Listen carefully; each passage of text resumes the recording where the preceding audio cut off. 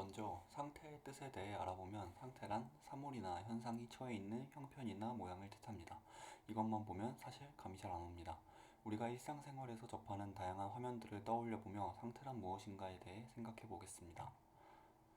State는 plain JavaScript object that influence output of render and is managed within the component. 즉, 상태는 컴포넌트 내부에서 관리되며 어플리케이션의 렌더에 영향을 미치는 플레인 자바스크립트 객체입니다.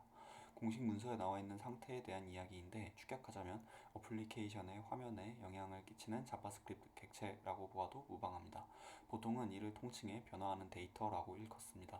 사용자와의 인터랙션을 통해 동적으로 계속해서 변화하는 데이터입니다. 내가 쓱닷컴에서 어떤 물건을 장바구니에 담고 플러스 버튼을 눌러 수량을 변경했을 때 한 개에서 두 개로 변하는 것, 인스타그램에서 내가 누군가를 팔로우했을 때 팔로워 수가 1이 증가하는 것, 모두 상태가 변화하는 것이라고 부를 수 있습니다. 이렇듯 우리는 정말 많은 곳들에서 이런 상태들을 알게 모르게 변화시키고 있습니다. 웹사이트가 커질수록 또 복잡해질수록 이런 상태들은 점점 많아지고 또 서로 의존하게 되며 관리하기 어려워집니다. 단순히 인스타그램의 내 피드에만 들어가 봐도 정말 많은 상태들이 관리되고 있는 것을 알 수 있습니다. 내 인스타 아이디, 내가 팔로잉하는 사람들 수, 나의 팔로워 수, 내 피드에 공유된 포스트들, 스토리들, 알림 등 정말 많습니다. 이런 상태들은 일관적이어야 합니다.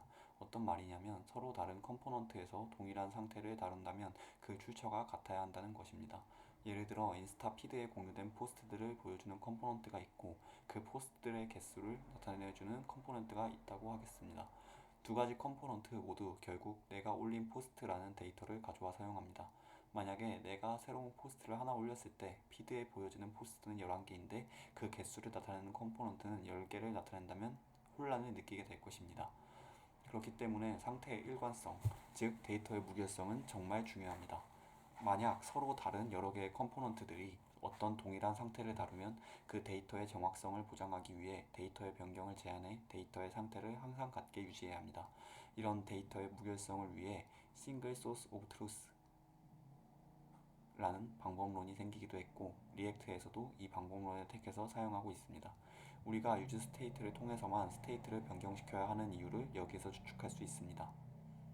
상태는 크게 범위의 개념에서 전역 상태와 컴포넌트 간 상태 그리고 지역 상태 세 가지로 나눌 수 있습니다. 지역 상태는 특정 컴포넌트 안에서만 관리되는 상태를 뜻합니다. 다른 컴포넌트들과 데이터를 공유하지 않습니다. 예를 들면 input, select box 등에서 사용자의 입력값을 받는 경우가 있습니다.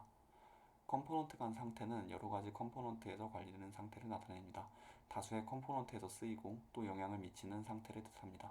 프로젝트 곳곳에서 쓰이는 모달을 예로 들 수 있습니다. 보통 상위 컴포넌트에서 하위 컴포넌트로 프롭을 넘겨 해당 컴포넌트까지 전달되도록 하는 프롭 드릴링 방식을 필요로 합니다. 전역 상태는 프로젝트 전체에 영향을 끼치는 상태입니다. 예를 들면 유저 기능을 생각하면 됩니다. 이 또한 프롭 드릴링 방식을 활용해서 부모에서 자식으로 데이터를 전달합니다.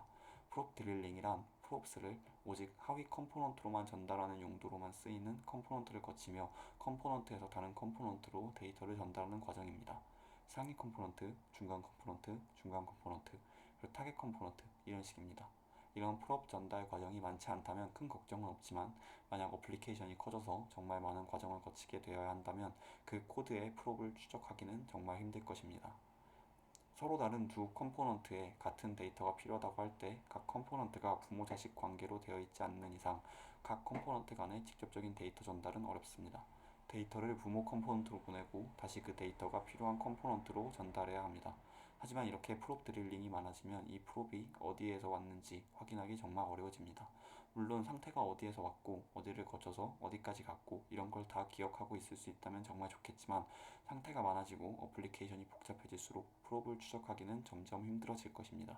그렇기 때문에 각 어플리케이션에 알맞은 상태 관리 툴을 선택해 상태를 잘 관리하는 것이 중요합니다.